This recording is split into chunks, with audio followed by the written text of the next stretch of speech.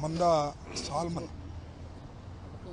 పిన్నెల గ్రామానికి చెందినటువంటి వ్యక్తి ఎన్నికల తర్వాత తెలుగుదేశం పార్టీ అధికారంలోకి వచ్చింది.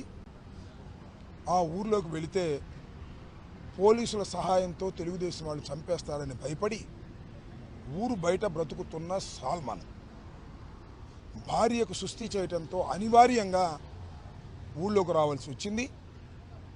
ఆయన ఊహించినట్టుగానే ఆయన్ని కొట్టి అతి దారుణంగా చంపారు.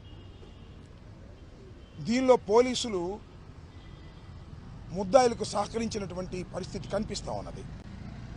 ఎందుకంటే 10వ తారీఖున ఆయన మీద దాడి జరిగితే అదే రోజున ఆయన తమ్ముడు సోదరుడు ఫోన్ చేసి చెప్తే పోలీసు రియాక్ట్ కాలేదు. 11వ తారీఖున భార్య వెళ్ళి కంప్లైంట్ ఇచ్చినా రిజిస్టర్ చేయలేదు.